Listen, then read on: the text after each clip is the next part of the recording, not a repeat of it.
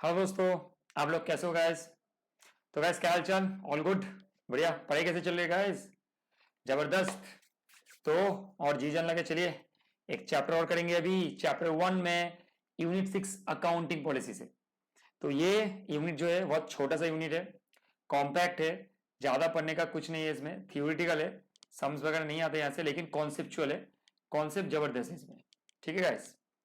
तो चलिए इसमें जो है ना, ये सबसे इंपॉर्टेंट है कि एग्जाम में यहां से थ्योरी आने का चांसेस हाई रहता है, ज्यादा नहीं आएगा, मैक्स टू मैक्स 2 मार्क का क्वेश्चन आ सकता है। एमसीक्यू बेस्ड का जो आपका जो 6 क्वेश्चन रहते हैं 2 into 6, तो उसमें आ सकता है, चांसेस हाई है। तो you have to try it. ठीक है गाइस। तो कोई प्रॉब्लम नहीं, बहुत ईजी है। चलिए इसको फटाक से कंप्लीट करेंगे, ज्यादा टाइम नहीं लगेगा, एंड विल डू दैट। चले गाइस, लेट्स स्टार्ट। सबसे पहले अकाउंटिंग पॉलिसीज, नाम में देखो क्या लिखा है, अकाउंटिंग एंड पॉलिसीज। तो गाइज ये जो अकाउंटिंग है, ये अकाउंटिंग में हम लोग देखेंगे, मतलब रुपया का हिसाब। सिंपल सा बात है सर, क्या है सर? रुपया का हिसाब, और कुछ नहीं है, सिंपल रुपया का हिसाब होता है अकाउंटिंग। मतलब पूरा रुपया, मतलब आपका जहां पे रुपया है वहां पे अकाउंटिंग है, नहीं तो अकाउंटिंग का कोई एग्जिस्टेंस ही नहीं है। ठीक है गाइस। Second, policy guys. अब पॉलिसी क्या है ना गाइस, पॉलिसी को आप आराम से 2 पार्ट में बांटोगे। एक होता है आपका मेथड और एक होता है आपका प्रिंसिपल। एक होता है आपका मेथड, एक होता है आपका प्रिंसिपल। क्या क्या बोला मैंने? एक होता है आपका मेथड, ओके गाइस, और एक होता है आपका प्रिंसिपल गाइस। ठीक है। तो पॉलिसीज नाम सुन के थोड़ा बहुत तो समझ में आ ही रहा है, मेथड्स और प्रिंसिपल। मतलब आप सोच सकते हो कि कोई ऐसा गाइडलाइंस है, ऐसा कोई बेस, एक लॉ का बेस बना के रखा है जिसको मुझे फॉलो करना है, जिसको मुझे फॉलो करना है और इसको पूरा पूरी मानना है। ठीक है, ऐसा कुछ चीज। तो वो 2 पार्ट में बांटते हैं हम लोग, प्रिंसिपल एंड मेथड में। तो सबसे पहले तो गाइस मेथड। देखिए गाइस, मेथड क्या होता है? मेथड मेनली आपका 2 तरीके का होता है मेनली। एक होता है आपका टेक्निक्स, एक होता है आपका प्रोसीड्यूर्स। क्या होता है? Technique and procedures. टेक्निक क्या होता है?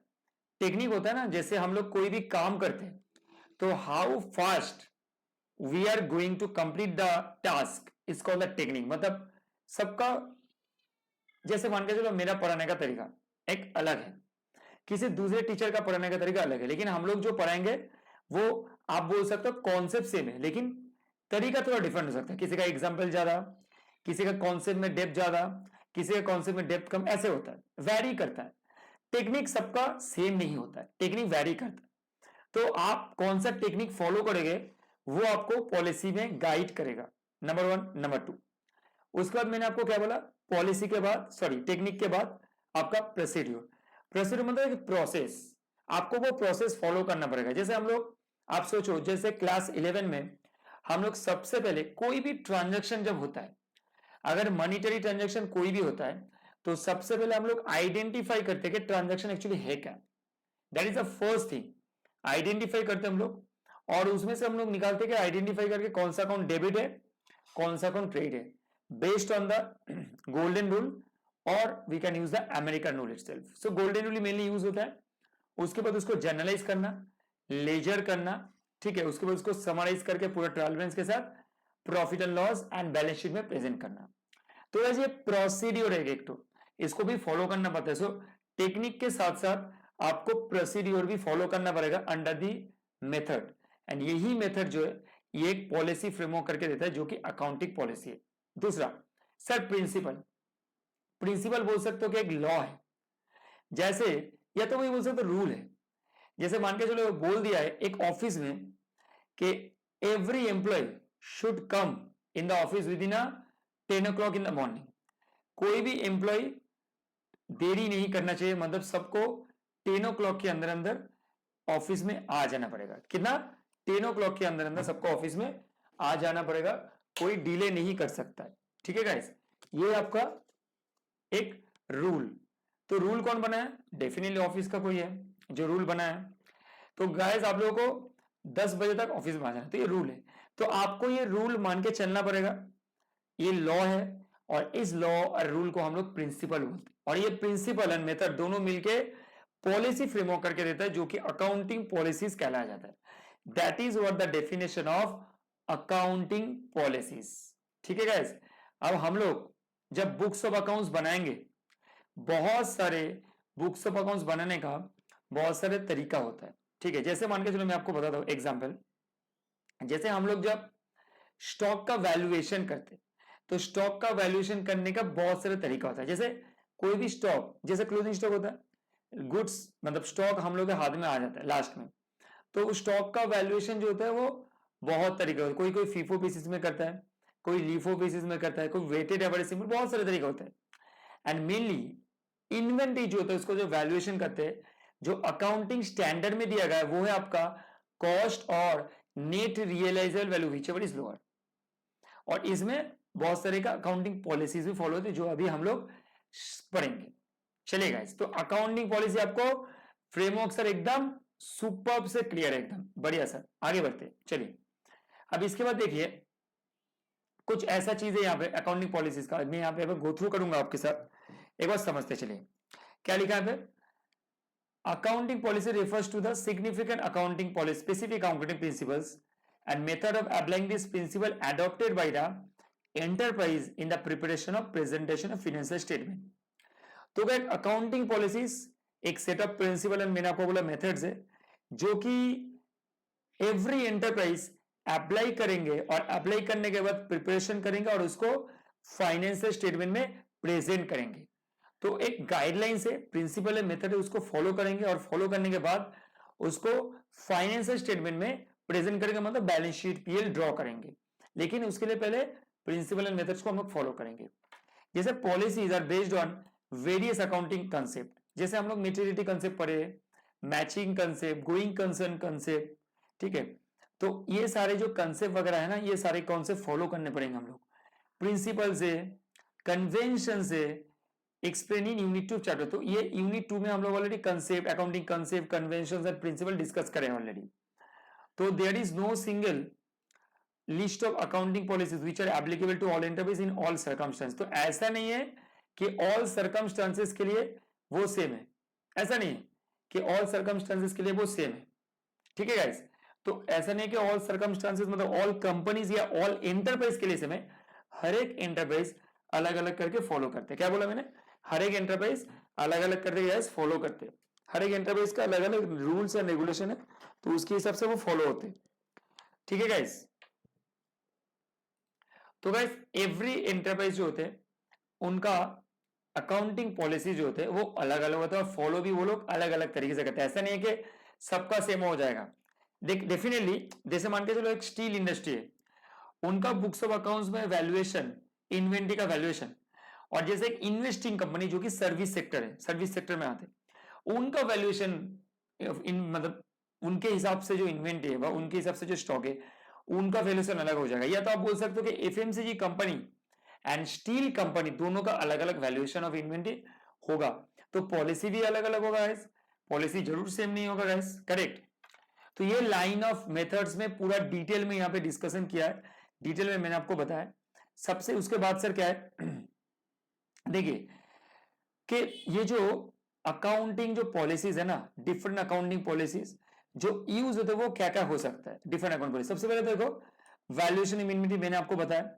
उसके बाद हम लोग कोई भी कंपनी का जो इन्वेस्टमेंट्स होते हैं ना उसको वैल्यूएशन करने का भी मेथड्स होते हैं, ठीक है। तो वैल्यूएशन इन्वेस्टमेंट, उसके बाद सर कैलकुलेशन ऑफ डेप्रिसिएशन, क्या बोले सर आप, कैलकुलेशन ऑफ डेप्रिसिएशन।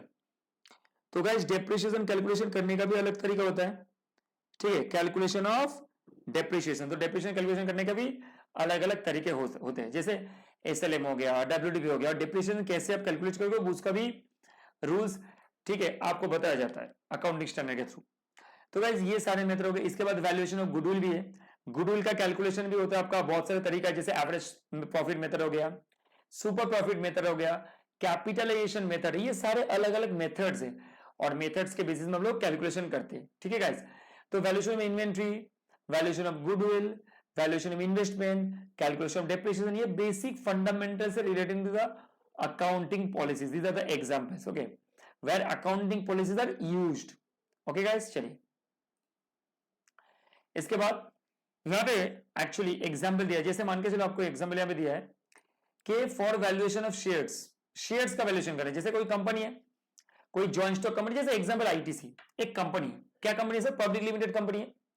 तो ये जो कंपनी है गाइस, ये कंपनी का जो शेयर का वैल्यूएशन होगा, जैसे मान के चलो उन्होंने फीफो मेथड एडॉप्ट किया है या तो एवरेज मेथड एक्सेट्रा, तो the method selected by the enterprise for valuation is called an accounting policy. Definitely जो मेथड यूज करेंगे या तो कोई प्रिंसिपल फॉलो करेंगे वही तो अकाउंटिंग पॉलिसी है।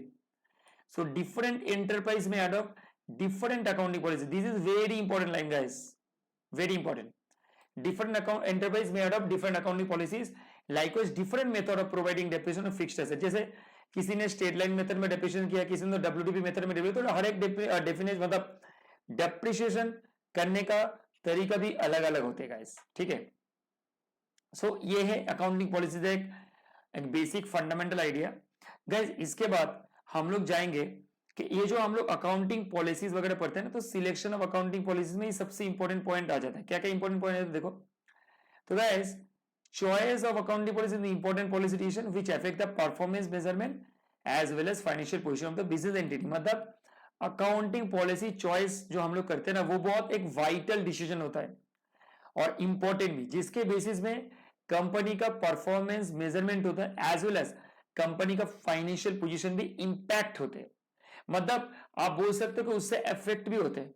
तो पॉलिसी चूज करना सबसे बड़ा बात है। जैसे मान के चलो आप एग्जाम में क्या तरीका यूज कर रहे हो, आप फाउंडेशन के एग्जाम जब दोगे, सीए में सीए फाउंडेशन के बच्चे जब एग्जाम देंगे, तो हर एक जन का ना एक मेथड होता है। जैसे कोई बच्चा रात में थ्योरेटिकल सब्जेक्ट पढ़ते हैं और सुबह में मैथ्स के सम्स करते हैं, सो दैट वो जो सुबह में फ्रेश माइंड रहता है ना, उसमें सम्स ज्यादा से ज्यादा दिमाग में रिकैपिटुलेट होते हैं। क्या होता है? रिकैपिटुलेट होता है, तो उसमें ईजी होता है।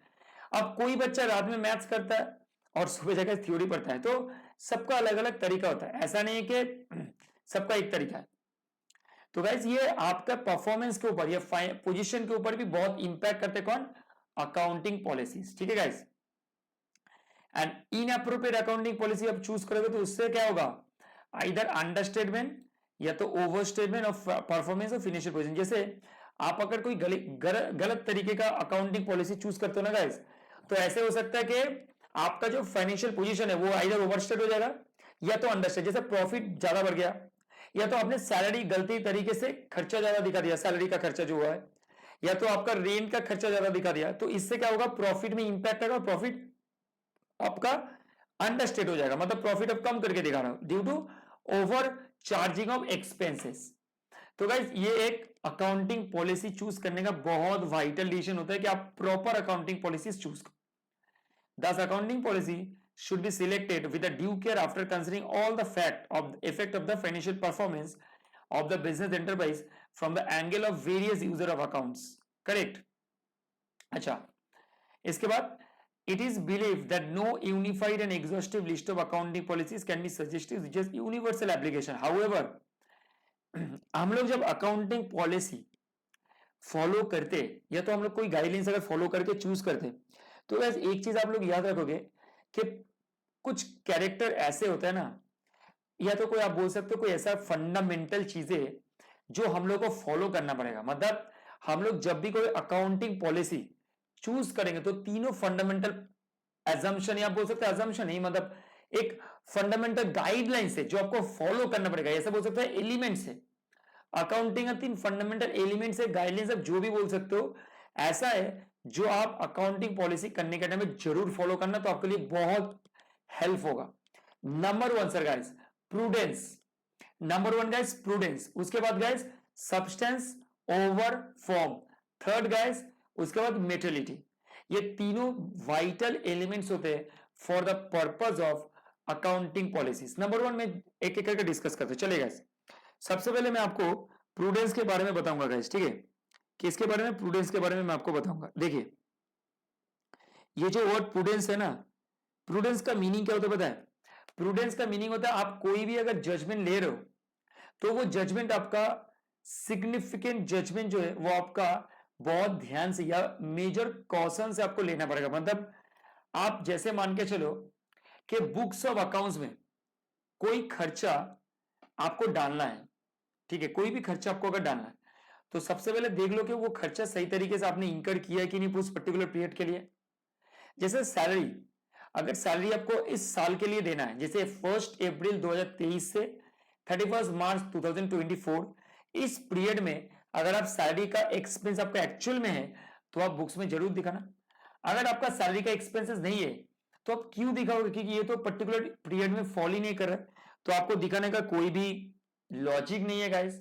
तो गाइस बात कहने का मतलब यही है कि आप जब बुक्स में दिखाओगे देख लो कि कोई भी इनकम या तो कोई एक्सपेंस पूरा पूरी सही तरीके से बुक्स में ऐसे रिकॉर्ड होने चाहिए ताकि एसेट्स, जो मेरा एसेट्स है या तो मेरा लाइब्रेरी है, वो ओवरस्टेट ना हो जाए। क्या हो ना जाए? ओवरस्टेट ना हो जाए मेरा। करेक्ट। तो इनकम एक्सपेंस को ऐसे बुक्स में रिकॉर्ड करो ताकि मेरा कोई एसेट लाइब्रेरी में इंपैक्ट ना आए। तो मैं आपको एक थ्योरी बता दूं, सुनो। Degree of question for making judgement regarding recording of a particular item of income or expense so that asset or income are not overstated and income and liabilities and expense are not understated। मतलब आप ना ही understate करोगे और ना ही overstate करोगे, आप उसको properly books of accounts में रिकॉर्ड करोगे। ये है। जैसे एक एग्जाम्पल और एक एग्जाम्पल, जैसे मैंने एक एसेट परचेस किया है 80,000 रुपीज में, मान के चलो एसेट का नाम है X1।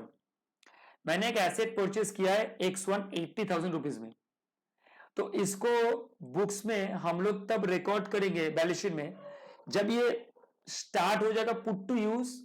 एंड से पुट टू यूज नहीं होगा, मतलब इसको एसेट को यूज करने से मेरे को कोई फायदा नहीं मिलेगा, मुझे तभी फायदा मिलेगा जब इससे कोई इकोनॉमिक बेनिफिट मुझे मिलेगा। जैसे मान के चलो ऐसा प्रोडक्शन होगा और प्रोडक्शन होने के बाद उसको सेल करने से मुझे कोई रुपया मिलेगा, सिंपल सा बात, क्या पैसा मिलेगा, तो तभी जाके मेरा इकोनॉमिक बेनिफिट डिराइव होगा। तो एसेट को रिकॉर्ड ऑफ बुक्स में जरूर करना अगर उससे कोई आपको फ्यूचर इकोनॉमिक बेनिफिट डिराइव होता है, तो तब जाके आप बुक्स में रिकॉर्ड कीजिए। तो that is what called prudence.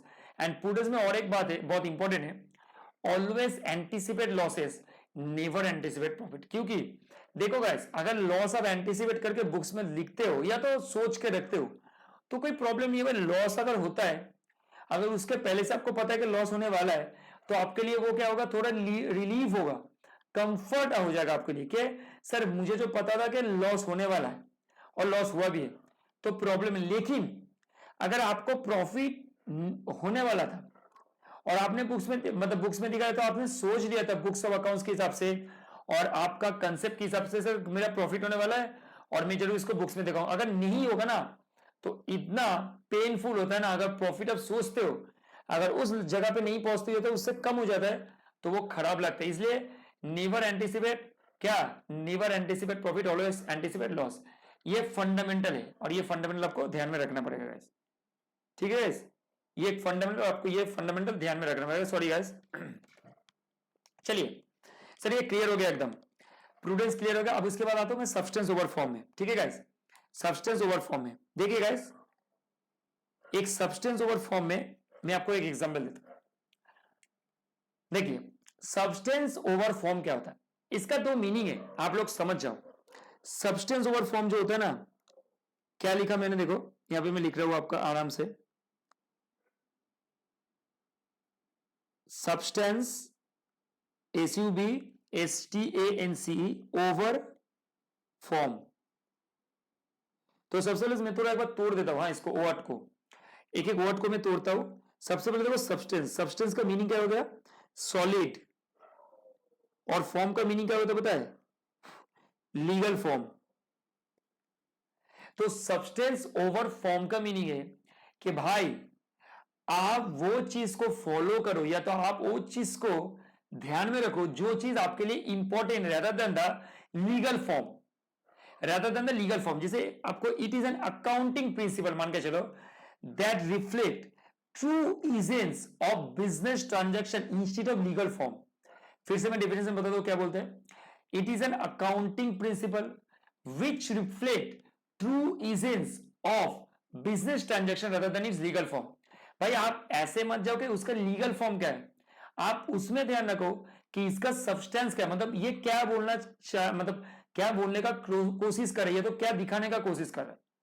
जैसे आप ये पेन देख रहे हो, क्या, एक एग्जांपल ले दो गाइस, ये पेन मुझे भी याद आया, ये जो पेन है मान के चलो, ये पेन में जो इंक है ना, इसका आप देखो, इसका जो फॉर्म है, इस फॉर्म में आपको लग रहा है कि पेन है। सर ये पेन तभी इंपॉर्टेंट होगा जब इसमें से इंक आप कॉपी में लिखोगे और इंक आपका रिफ्लेक्ट करेगा कॉपी के थ्रू। लिखोगे जब रिटन तो कॉपी के थ्रू वो रिफ्लेक्ट करेगा। तो सबसे इंपॉर्टेंट सोचो, इसके अंदर में क्या है गाइस? इंक।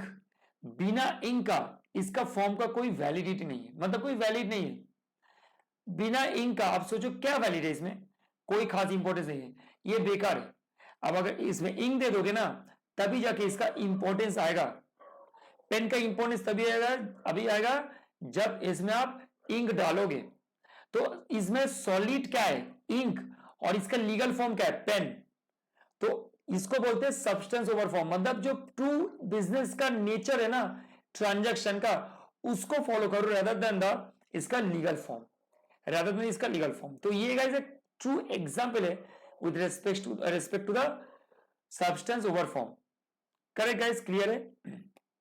अब चलिए आगे बढ़ते हैं। इसके बाद चलो एक एग्जांपल और मैं आपको देता हूं। जैसे मान के चलो मैं आपको एक एग्जांपल दे रहा हूं। जैसे एक एसेट है, ठीक है, एक एसेट है, मिस्टर एक्स ने बोला, जैसे मान लो मिस्टर एक्स ने मिस्टर वाई को बोला, यहां पे मिस्टर एक्स ने वो एसेट मिस्टर वाई से लिया था, ठीक है, और वो भी भाड़ा पे लिया था, रेंट पे लिया था। कौन लिया था? मिस्टर एक्स ने लिया था मिस्टर वाई से। अब एसेट किसके हाथ में है गाइस? मिस्टर एक्स के हाथ में। अब आपको एक चीज ध्यान रखना पड़ेगा, मिस्टर एक्स तो हर महीने रेंट पे कर रहा है और वो बोला कि मैं 10 साल तक इसको यूज करूंगा। तो एक चीज सोचने का यहां पे डिप्रिसिएशन ऑन एसेट कौन चार्ज करेगा? आप बोलोगे sir mister Y. I understand कि mister Y is the legal owner of the asset, क्योंकि वो सिर्फ रेंट पे ही दिया है, पूरी सेल नहीं किया है। लेकिन जो डेप्रिसिएशन है ना, डेप्रिसिएशन चार्ज करोगे वो मिस्टर एक्स जो है ना, मतलब जो एक्चुअल में मेन जो आप बोल सकते हो बेनिफिशियल है, जो होल्ड कर रहे, जो यूज कर रहे हैं, वो डेप्रिसिएशन चार्ज करेंगे। मतलब जो यूज कर रहे हैं ना, वही डेप्रिसिएशन चार्ज करेंगे। मिस्टर वाई डेप्रिसिएशन चार्ज करेंगे तो वो ओनर है, तो उसको चार्ज करने से वो चार्ज करेंगे तो वो सही नहीं है। सही है कि जो यूज कर रहा है वो चार्ज करें। मतलब आप देखो लीगली मिस्टर वाई चार्ज करना चाहिए, लेकिन एक्चुअली सॉलिड फॉर्म एसेट का, मतलब एसेट का जो फिजिकल फॉर्म है वो कहां पे? मिस्टर एक्स के पास। तो मिस्टर एक्स का डेप्रिसिएशन चार्ज करेगा बुक्स में, तो वो परफेक्ट है एंड सही है सर। तो ये क्लियर हो गया सब्सटेंस फॉर्म में कि भाई बिजनेस का जो ट्रू एसेंस ऑफ नेचर का जो ट्रांजैक्शन उसमें फॉलो करो rather than the legal form. Legally जो हो रहा है वो सही है, लेकिन देखो एक्चुअल में यूसेज क्या है उसका ट्रू रिक्वायरमेंट क्या है, ईजेंस क्या है बिजनेस में, दैट्स ऑल। इसके बाद गाइस लास्ट वाला मेच्योरिटी, ये भी बहुत इंपॉर्टेंट है, ठीक है। इसमें इसके लिए तो अकाउंटिंग स्टैंडर्ड ही है अलग से। तो मेच्योरिटी का आपका बहुत बहुत खास इंपॉर्टेंस है। क्या है? देखिए गाइस, मेच्योरिटी मतलब होता है आप फाइनेंशियल स्टेटमेंट में वो सारे चीज को रिकॉर्ड करो। अकाउंटिंग पॉलिसी के हिसाब से बोलते हैं कि हम लोग जब बुक्स में ट्रांजैक्शन को रिकॉर्ड करते ना, ट्रांजैक्शन रिकॉर्ड करने के टाइम पे कुछ चीजें ऐसा होता है कि मटेरियल इंपैक्ट देते हैं हमें बुक्स में, और कुछ चीजें ऐसा होता है जो कि मटेरियल इंपैक्ट नहीं देते बुक्स में। ये दोनों अलग अलग चीजें होती है। जैसे मैं आपको एक एग्जांपल बताऊं, चलिए एक बढ़िया सा एग्जांपल। गाइस आप ये पीछे मेरा देख रहे हो क्या है? व्हाइट बोर्ड है, एकदम बढ़िया गाइस। अब ये मेरा व्हाइट बोर्ड जो है, इसका जो भी कॉस्ट है, मान के चलो जो भी प्राइस मेरे को पड़ा है वो बहुत मतलब रीजनेबल प्राइस है। मैं मानता हूं कि मुझे इंक, मतलब जो इंक होता है, इंक पेन वो लेना पड़ता है, मार्कर वगैरह, और उसके बाद बोर्ड में लिखना पड़ता है, और फिर उसको इरेज करो फिर लिखो। मतलब कोई भी स्टेबिलिटी नहीं है इसमें। एक बार लिख दिया तो नेक्स्ट लाइन या पैराग्राफ लिखने के लिए मुझे फिर से इसको इरेज करना पड़ेगा उसके बाद। तो मतलब पुराना वाला जो चीज है वो स्टोरेज नहीं होता है। तो वैसे ये बहुत नॉमिनल है, प्राइस के हिसाब से भी नॉमिनल और यूसेज के हिसाब से भी बढ़िया है। अब मैं आपको मान के चलो आज के दिन में जो डिजिटल बोर्ड्स वगैरह है ना, तो ये जो डिजिटल बोर्ड्स यूज होते हैं आज के दिन में, ये डिजिटल बोर्ड्स मान के चलो, ये जो डिजिटल वगैरह बोर्ड जो सॉरी ये जो डिजिटल बोर्ड आज के दिन में यूज होता है ना गाइस, जिसमें बहुत सारे जो रिनाउंड टीचर होते हैं वो लोग क्या करते हैं, लिखते हैं, उसको सेव करके रहते हैं, वहां से पढ़ाते हैं, बहुत इजी हो जाता है। आप गूगल से कोई भी पिक्चर उठा के वहां पे कॉपी करो, कॉपी करके पिक्चर को खुद से ड्रॉ करो, सारे चीजें अवेलेबिलिटी हो जाते हैं वहां पे। तो गाइस आप एक चीज सोचो आप लोग कि जब हम लोग कोई भी डिजिटलाइज्ड चीजें यूज करते तो वो बहुत इजी होता है। अब मान के चलो ये जो मेरा खर्चा हुआ है ना ये बोट के लिए जो भी हुआ है ये खर्चा मेरे लिए एक स्टेशनरी टाइप का खर्चा है, बहुत कम प्राइस का खर्चा हुआ है। तो ये स्टेशनरी डेफिनेटली ये बहुत इंपॉर्टेंट है मेरे लिए, इससे मैं पढ़ाता हूँ बच्चे लोगों को। लेकिन इसका जो खर्चा है वो मेरे लिए स्टेशनरी और मेरे बुक्स में एज एन एक्सपेंसेस पीएल में शो कर दूंगा। लेकिन अगर इसके जगह मेरा डिजिटल बोर्ड होता जिसका मतलब मान के चलो प्राइस आज के दिन में 1 लाख के ऊपर है, तो गाइज वो डिजिटल बोर्ड जो है ना जो 1 लाख के ऊपर वैल्यू आता है उसको तो मैं स्टेशनरी में नहीं दिखाऊंगा। कहां पे दिखाऊंगा सर? एसेट में। उसको मैं एसेट में दिखाऊंगा गाइज, और मैं दिखा दूंगा digital board like a television, जैसे टीवी हम लोग दिखाते हैं ना एसेट में, ऐसे ही। तो गाइज उसका हर एक साल डिप्रिशिएशन होगा क्योंकि हम लोग यूज करेंगे इलेक्ट्रॉनिक चीजें, यूज करते करते उसका पावर कम हो जाता है, उसमें जो टेक्नोलॉजीज है वो आपका आस्ते आस्ते ऑब्सोलेट हो जाता है। तो गाइज मटेरियल बहुत खास इंपॉर्टेंट वो मेरा डिजिटल बोर्ड है जो मैं अगर बुक्स में नहीं लिखूंगा तो मेरे लिए 1 लाख रुपए का एसेट में फाइनेंशियल स्टेटमेंट में एसेट का ऊपर नीचे हो जाएगा और उसमें मेरा बिजनेस में बहुत ज्यादा इंपैक्ट पड़ेगा। लेकिन अगर मैं 200 रुपए का एक बोर्ड का खर्चा बुक्स में नहीं लिखता उससे कुछ बहुत ज्यादा फर्क नहीं पड़ने वाला है, क्योंकि मैं अगर एक 2 करोड़ का इंस्टीट्यूट हूं, मान के चलो मेरे 2 करोड़ का फीस है, टर्नओवर है साल भर का, उसमें से 200 रुपए का अगर बोर्ड का कॉस्ट में नहीं लिखता हूं कोई फर्क नहीं पड़ेगा। There is no such importance. Definitely हर एक खर्चा इंपॉर्टेंट होता है बुक्स ऑफ अकाउंट्स के लिए, लेकिन वो मेरे लिए मटेरियल नहीं है। 200 रुपए मेरे लिए मटेरियल नहीं है, रादर देन 1 लाख रुपया वो मेरे लिए मटेरियल है। तो गाइस मटेरियल में बोल रहा है वही चीजें आप बुक्स में अच्छी तरीके से शो करो जो बहुत ज्यादा इंपॉर्टेंट है, बहुत ज्यादा मटेरियल फैक्ट्स है, ताकि उससे जो यूजर ऑफ फाइनेंशियल स्टेटमेंट या तो जो इन कंपनी का इन्वेस्टर है ना वो लोगों को समझ में आ जाए कि बिजनेस में कौन सा चीज है बहुत ज्यादा मटेरियल है और उसके हिसाब से बुक्स में हम लोग कैसे इनकॉर्पोरेट किए ट्रांजैक्शंस को।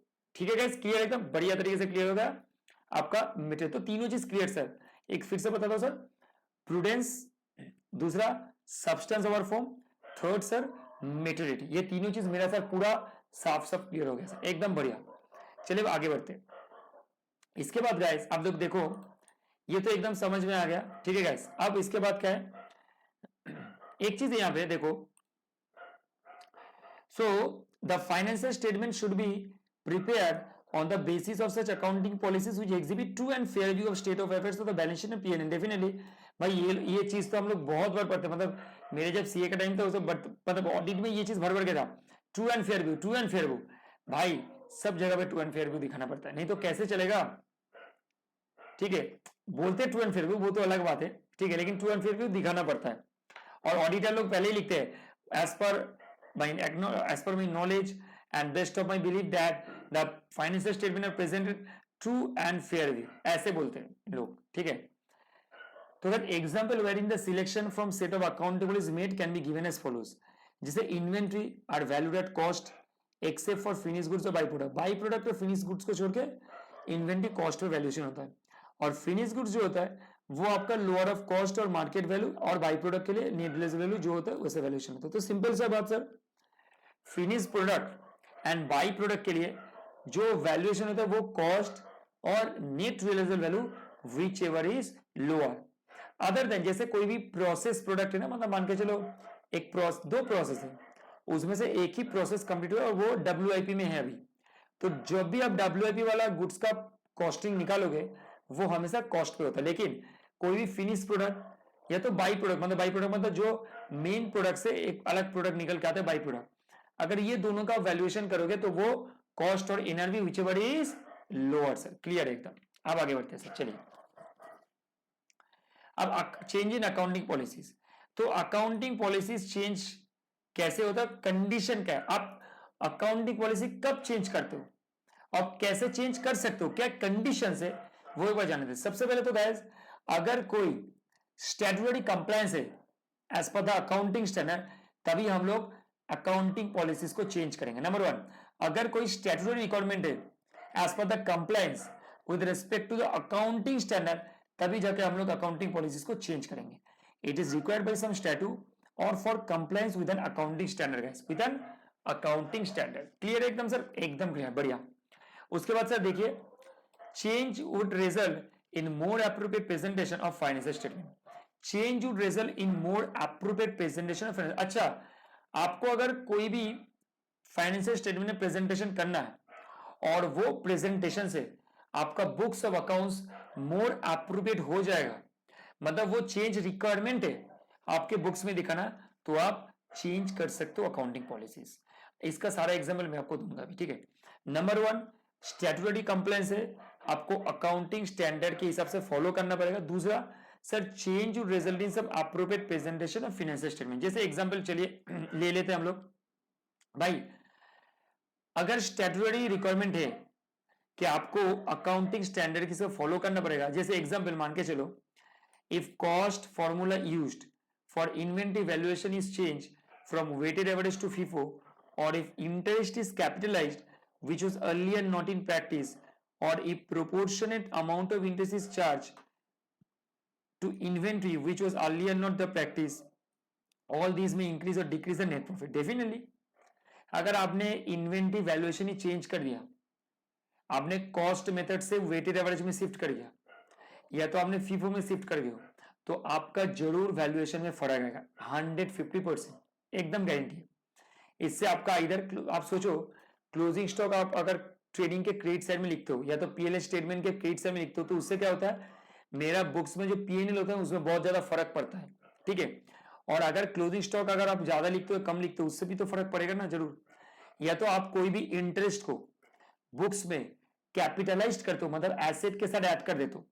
कैपिटलाइज करना मतलब कोई भी आपने लोन लिए हो एसेट परचेज करने के लिए, और वो जो लोन का इंटरेस्ट आप पे कर रहे हो ना, वो आपने एसेट के साथ जुड़ दिया, इसको बोलते हैं कैपिटलाइजेशन ऑफ इंटरेस्ट, ठीक है। तो इससे भी तो प्रॉफिट ऊपर नीचे होगा ना, फर्क तो पड़ेगा। और आपने अगर कोई भी इंटरेस्ट जो है वो चार्ज की इन्वेंट्री में, जो कि पहले ये प्रैक्टिस नॉर्मली नहीं था, तो ये सारा जो रीजन है ना, इसके वजह से आपका बुक्स ऑफ अकाउंट्स में बहुत फर्क पड़ता है, बहुत फर्क पड़ता है, ठीक है। सो गाइस इसके बाद क्या है, तो फॉर एग्जाम्पल मैं आपके लिए लेता हूं, देखो, Omega enterprise revise accounting policy relating to valuation inventory to include applicable production overhead.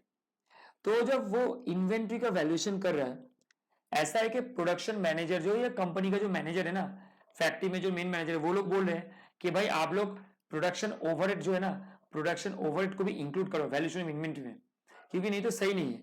आप प्रोडक्शन ओवरहेड को भी इंक्लूड करो, नहीं तो वो सही नहीं है, ठीक है। तो ये बोलने का यही मतलब है कि आप लोग अगर नहीं करोगे कि प्रोडक्शन ओवरहेड इंक्लूड, तो मेरा अकाउंटिंग मतलब मेथड जो वैल्यूएशन करे उसमें थोड़ा गड़बड़ हो सकता है। तो that is what the most important with respect to the valuation of inventory to include the applicable production overhead, ठीक है गाइस। चलिए, तो ये हो गया हम लोग का पूरा chapter complete accounting policy related. एक बार गाइस 2 मिनट लगेंगे, एमसीक्यूज एंड ट्रू फॉल्स कर लेते तो आपको एक बेस फंडामेंटल समझ में आ जाएगा गाइस, और क्लियर भी हो जाएगा। चलिए गाइस, नेक्स्ट में हम लोग देखते हैं अकाउंटिंग पॉलिसीज कब चेंज करें, हम लोग समझ गए। ये समरी इंस्टीट्यूट ने दिया ताकि आप लोगों के लिए, बच्चे लोगों के लिए बहुत हेल्प हो जाएगा। हम लोग अभी जो डिस्कशन किए ब्रीफ में, वही यहाँ पे शॉर्ट में जिस्ट में दिया हुआ है, ठीक है। तो चलेगा, सबसे पहले वाला क्वेश्चन आपके लिए, there is a single list of accounting policies which are applicable to all enterprise in all circumstances। तो गाइज ये मैं जब पढ़ाना शुरू किया था उस टाइम पे बोला था कि हर एक जन का मेथड अलग अलग होता है, मैं टीचिंग का एग्जांपल आपको दिया था। तो गाइज अकाउंटिंग पॉलिसीज हर एक इंटरफेस के लिए हर एक अलग अलग एप्लीकेशन होता है, और वो एप्लीकेबल होता है हर एक इंटरफेस के लिए अलग अलग। तो गाइज ये बराबर फॉल्स है, ये एकदम बराबर फॉल्स है गाइज, ये एकदम फॉल्स है, ठीक है। इसके बाद selection of accounting policy does not impact financial performance and financial position of the business. Guys ये तो सोच के ही लग रहा है कि फॉल्स है, क्योंकि गाइस आप लोग सोचो, अकाउंटिंग, मैंने आपको क्या बोला, अकाउंटिंग पॉलिसी अगर इनएप्रोप्रिएट हो जाएगा तो वो ज्यादा इंपैक्ट या इफेक्ट लाता है मेरा फाइनेंशियल पोजीशन में या तो फाइनेंशियल स्टेटमेंट में। तो गाइस इंपॉर्टेंट है कि अकाउंटिंग पॉलिसी प्रॉपर सिलेक्ट करो ताकि आपका बिजनेस में फाइनेंशियल परफॉर्मेंस पोजीशन में इंपैक्ट मिनिमम आए, ठीक है। तो ये भी फॉल्स है सर, एकदम क्लियर है, एकदम क्लियर है सर, ये भी फॉल्स है मेरा, ठीक है, ये भी फॉल्स होगा। उसके बाद sir, a change in accounting policies should be made as and when business like to show result as per the HOS. No, so guys आप लोग सोचो क्या बोल रहे हैं इस वहां पे, यहाँ पे बोल रहे हैं कि कंपनी उसका बिजनेस के हिसाब से जब जब बिजनेस को चेंज करना पड़ेगा उसके हिसाब से वो चॉइस कर करके अकाउंटिंग पॉलिसीज को चेंज करेगा। नहीं ऐसा नहीं होता है। अरे भाई आप अगर अकाउंटिंग पॉलिसी फॉलो कर रहे हो ना उसको प्रॉपरली फॉलो करो। आप बिजनेस के जैसे आप बिजनेस कर रहे हो जैसे जैसे बिजनेस करोगे वैसे वैसे अकाउंटिंग पॉलिसी भी चेंज करो, कभी नहीं होता है। तो ये भी सरासर फॉल्स है। तो आप अकाउंटिंग पॉलिसी जब चेंज करोगे with respect to the business it should be followed consistently rather than your choice it should be followed consistently guys, याद रखोगे आज से, ठीक है। choosing FIFO और weighted average method for valuation of inventory selection of account, definitely guys अभी हम लोग पढ़े ना। आप अगर FIFO मेथड चूज कर रहे हो या तो वेटेड एवरेज मेथड चूज कर रहे हो या तो आप कॉस्ट और इनर भी चूज कर रहे हो, ये सारे आपका अकाउंटिंग पॉलिसी सिलेक्शन ही है। क्योंकि मैंने आपको सबसे पहले बताया था valuation of inventory, valuation of investment, valuation of goodwill और method of change in method of the depreciation, ये सारा आपका क्या होता है अकाउंटिंग पॉलिसीज में आते हैं, ठीक है। मतलब आप अकाउंटिंग फॉर डेप्रिसिएशन जो कर रहे हो डब्ल्यूडीबी से एसएलएम में जाओगे, एसएलएम से डब्ल्यूबी जाओगे, ये सारा चीजें अकाउंटिंग पॉलिसीज का पार्ट है। और ये जो आप इन्वेंटरी वैल्यूएशन का जो फीफो से WAM में आ रहा है ना वैम में, तो ये आपका अकाउंटिंग पॉलिसी सिलेक्शन हो गया, ठीक है। Next, selection of an inappropriate accounting policy decision will overstate the performance and financial position of the business entity every time. अच्छा, सब बात यहाँ पे सही है, सिर्फ एक जगह पे वो चीज लिखा नहीं है, मतलब वो ओमिटेड है यहाँ पे। सर ओवरस्टेट के बाद अगर यहाँ पे अंडरस्टेट लिख देता ना तो मेरा काम बन जाता। ओवरस्टेट के साथ साथ अगर अंडरस्टेट में भी लिख देते तो काम बन जाता। देखिएगा, चलिए एक बार देख लेते हैं। यहाँ पे ऑलरेडी वो दिया हुआ है, यहाँ पे हम लोग ऑलरेडी पढ़ चुके हैं। चलिए ये देखिए, अगर हम लोग बुक्स ऑफ अकाउंट्स प्रिपेयर कर रहे हैं तो उसके बेसिस में हम लोग का बुक्स ऑफ अकाउंट्स में कभी कभार क्या होता है, बुक्स ऑफ अकाउंट्स में बहुत सारी चीजें ऐसा होता है कि वो कैलकुलेशन प्रॉपरली नहीं आते, ठीक है। तो जैसे मान के चलो मैं आपको दिखाता हूं, देखो यहाँ पे कहाँ गया वो लाइन, यहाँ पे था, एक सेकंड ऐसा। तो वो ओवरस्टेट अंडरस्टेट होता है। आप अगर कोई भी मेथड चेंज करते हो उसके बेसिस में ओवरस्टेट और अंडरस्टेट आपका होता है। ये देखो गैस मिल गया, selection of inappropriate accounting policy may lead to understatement और overstatement performance of financial position. तो अगर ओवरस्टेट अंडरस्टेटमेंट होता है तो वो आपका पूरा दोनों ही होगा, ओवरस्टेट हो सकता है अंडरस्टेटमेंट, दोनों में से कोई भी एक होगा, ऐसा नहीं है, दोनों में से कोई भी हो सकता है, ठीक है। तो यहाँ पे एक दिया इसलिए ये रॉन्ग है, फॉल्स है। तो गाइस ये फॉल्स है, ये ट्रू है और थर्ड वाला भी फॉल्स है। तो 1 नंबर 2 नंबर 3 नंबर फॉल्स है, 4 आपका ट्रू है और 5 भी फॉल्स है आपका। क्लियर है गाइस। अच्छा, इसके बाद आज change in accounting policy justified. अच्छा, अगर आप कोई अकाउंटिंग पॉलिसी में चेंज करो तो वो comply with accounting standard law. अच्छा, to ensure more appropriate presentation of the financial statement of the enterprise, या तो both A and B. Guys अभी हम लोग पढ़े यहाँ पे प्रीवियस में, देखो यहाँ पे क्या लिखा है, change in accounting policy should be made in the following condition, statutory compliance for accounting standard, या तो change would result in more appropriate presentation of financial statement. तो दो ही कंडीशन वहां पे भी लिखा है।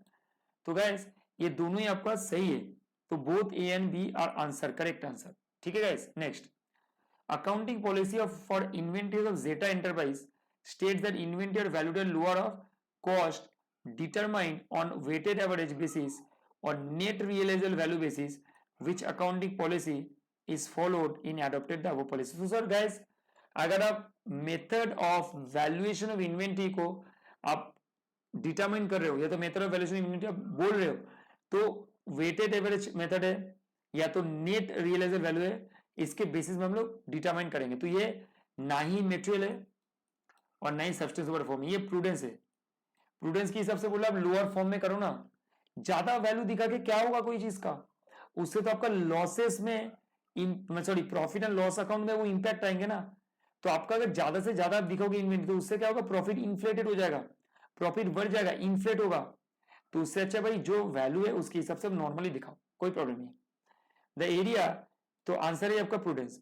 The area wearing the different accounting policies can be adopted are providing depreciation, valuation of inventory, both option. Obviously हम लोग डेप्रिसिएशन कैलकुलेशन करने के टाइम पे भी दिखाता है और वैल्यूएशन ऑफ इन्वेंट्री करने के टाइम पे भी दिखाता है, तो both the option is the correct option. Selection of an inappropriate accounting policy decision में, अच्छा आप अगर इनअप्रोप्रिएट अकाउंटिंग पॉलिसी चूज करते हो, सिलेक्ट करते हो, तो उससे आपके डिसीजन में क्या फर्क आएगा, overstate the performance of financial position of a business entity, understate overstate of the performance of financial position of the business entity और overstate the performance of the business entity. अभी हम लोग जस्ट ये वाला पॉइंट पे पढ़े कि ये देखो, ये जो पॉइंट हम लोग पढ़े ना 5 नंबर ट्रू और फॉल्स का, यहाँ पे सिर्फ ओवरस्टेट लिखा था तो इसलिए हम लोग ने इसको छोड़ दिया था। अगर कोई इनअप्रोप्रिएट अकाउंटिंग पॉलिसी फॉलो करते उससे मेरा बुक्स ऑफ अकाउंट्स में ओवरस्टेट अंडरस्टेट हो सकता है। तो गाइस इसके बेसिस में ये वाला जो क्वेश्चन है अकाउंटिंग इनअप्रोप्रिएट पॉलिसी सिलेक्ट करने से, तो गाइस ये वाला दूसरा ऑप्शन देखो बढ़िया है, अंडरस्टेट या तो overstate of performance of financial position of the company, तो ये सही है गाइस। तो it will be correct answer. Accounting policies refer to specific accounting, accounting policies refer to specific accounting. तो क्या होता है guys, principle, definitely accounting policy principle होता है, मेथड्स होता है बोथ एंड बी करेक्ट। ठीक है गाइस, तो ये गाइस आपका सारा एमसीक्यू हो गया, मैंने कवर अप कर दिया। और सबसे इंपॉर्टेंट था कॉन्सेप्ट, जिसमें मैंने बहुत ज्यादा से ज्यादा जोर दिया। तो गाइस ये था छोटा सा कॉन्सेप्ट, एक छोटू सा चैप्टर। ओके, आप लोग इसको अच्छी तरह से पढ़ो ताकि इंस्टीट्यूट कहां से देगा तो भरोसा नहीं, आप लोग कंप्लीट कर लो। ठीक है गाइस, एंड गाइस ध्यान लगा पढ़ो, ठीक है, no worries and think positive, be smile with your study. Thank you guys, bye bye, take care.